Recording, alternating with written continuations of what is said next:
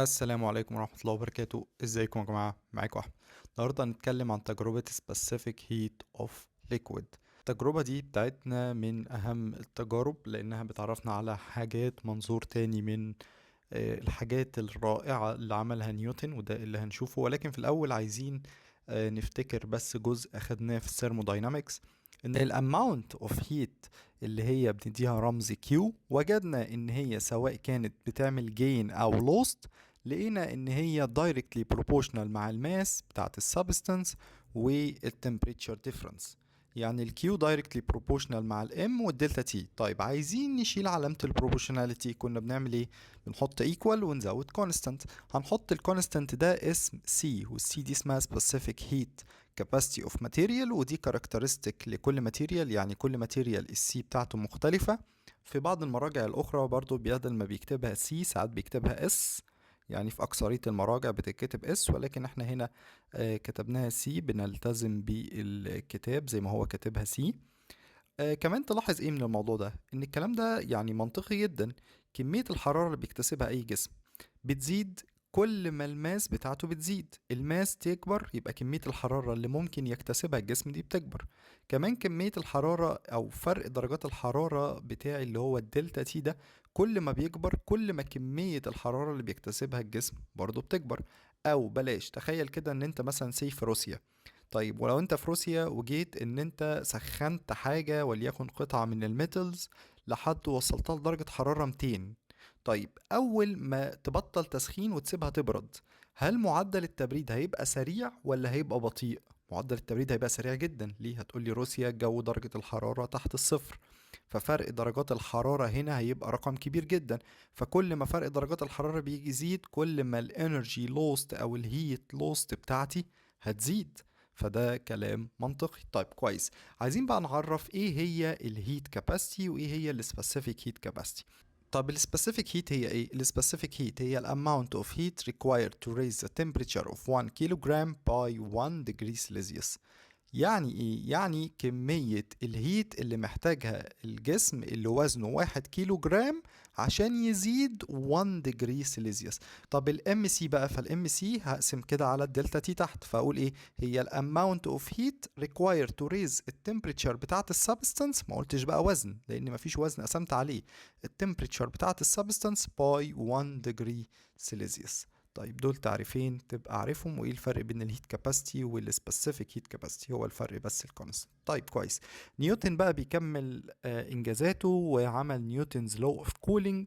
بيقول انه الريت اوف هيت لوس، يعني معدل ان الهيت اللي بيلوس او بيفقد of a body is directly proportional to the difference in temperature between the body and its environment، واحيانا في مقولة اخرى بيقولها surrounding. مش هتفرق كتير يعني. يعني ايه؟ يعني ان انا عندي دلوقتي كل ما الدي كيو باي دي تي بتتناسب طرديا مع الدلتا تي، كل ما الدلتا تي تبقى كبيرة كل ما الجسم بتاعي بيفقد الريت ان هو يفقد الهيت بتاعته، بيفقدها اسرع. ده كلام طبعا زي المثال اللي انا قلته من شوية، ان انت كل ما الدلتا تي لو زادت هتلاقي معدل فقد الحرارة عالي.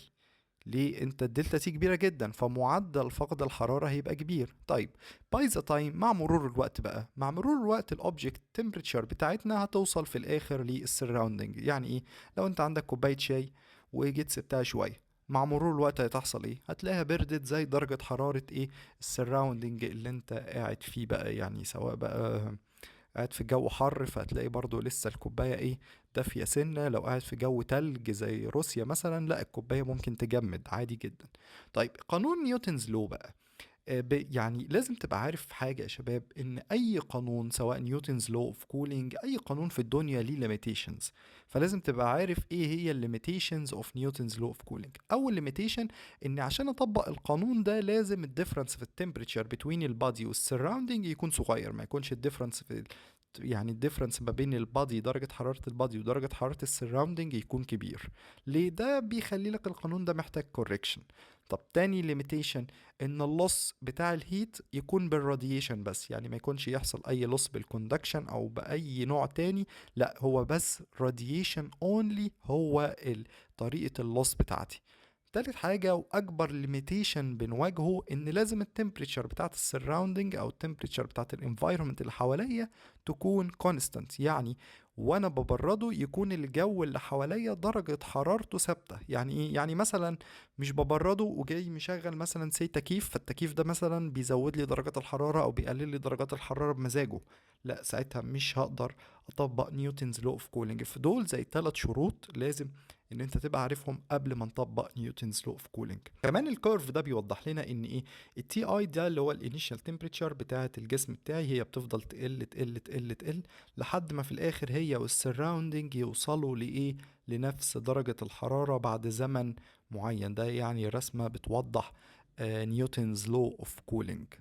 طيب كويس قوي. طب دلوقتي بقى ان الريت اوف كولينج ده اللي هو الدي كيو باي دي تي بيدبند على الدلتا تي. اوكي، هل بيعتمد على حاجة تاني؟ بيعتمد على الاكسبوز سيرفيس، بيعتمد على السيرفيس بتاعي، كمان بيعتمد على نوعية الرادييتنج سيرفيس، الراديشن بتاعي اللي خارج ده النيتشر بتاعته ايه. فالنيتشر اوف رادييتنج سيرفيس دي كمان حاجة هو بيعتمد عليها.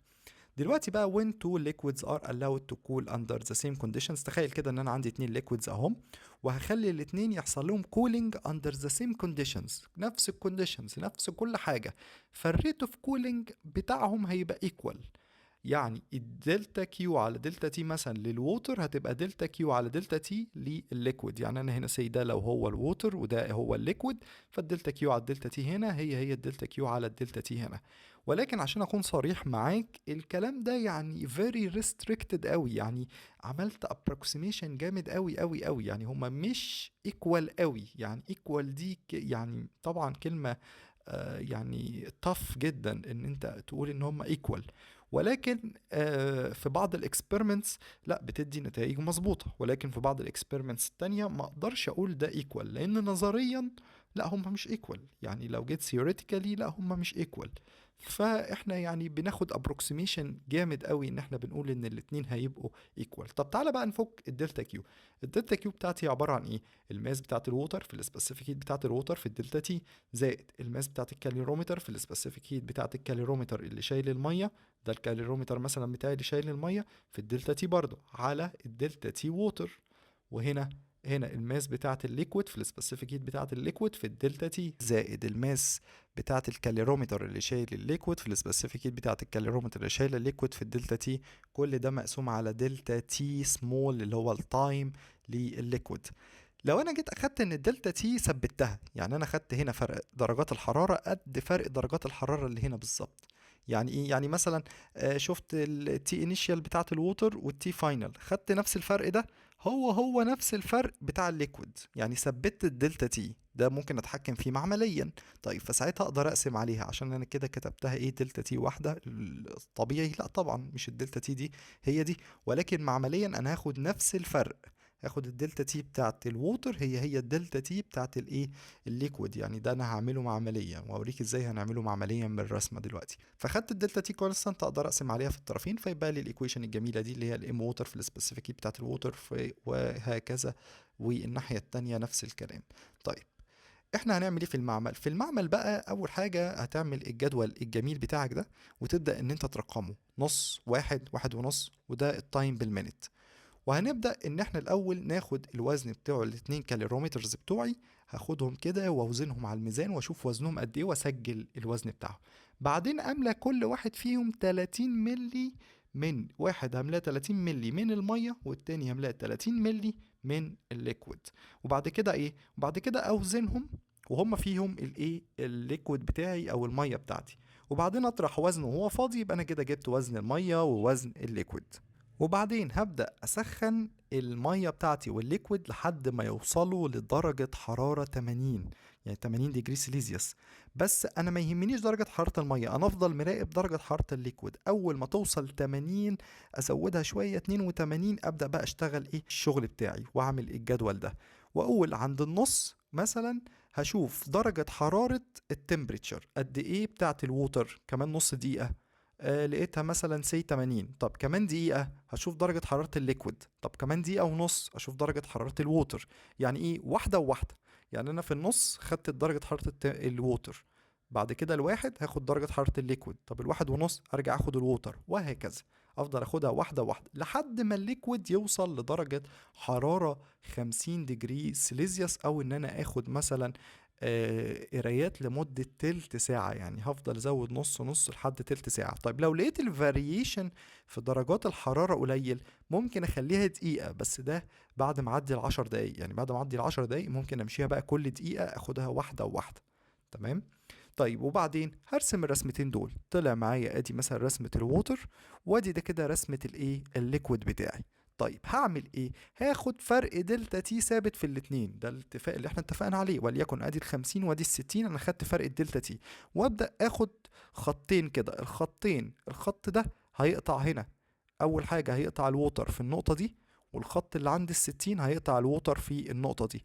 واشوف الفرق على الاكس اكسس قد ايه. يعني انزل بالاتنين كده على الاكس اكسس واشوف فرق الزمن بتاعي قد ايه. نفس الخطين دول هم قطعوا هنا النقطة الأولانية في الليكويد، وقطعوا النقطة التانية في الليكويد. نفس الكلام، أنزل في عند النقطة التانية هنا عند الاتنين، وأنزل هنا عند النقطة دي مثلا ألاقيها واحد وكذا. يبقى الفرق ده هو برضو ايه الدلتا تي للليكويد. يبقى انا جبت الدلتا تي للووتر ازاي؟ جبت عند ال50 مشيت كده ورحت قاطع الكيرف، وعند ال60 رحت ماشي كده وقاطع الكيرف، وشفت الفرق بين الاتنين.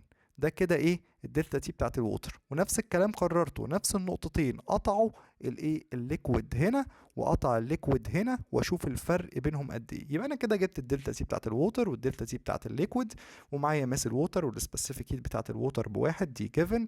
وكذلك معايا الماس بتاعت الووتر قد ايه بالظبط، الكاليرومتر اللي شايل الووتر، والسبيسيفيك بتاعت الكاليرومتر دي هيديها لك برضو جيفن. وكذلك هيبقى معايا الماس بتاعت الليكويد. السبيسيفيك هيت بتاعت الليكويد هي الحاجه الوحيده اللي ما اعرفهاش عشان هحتاج ان انا اجيبها.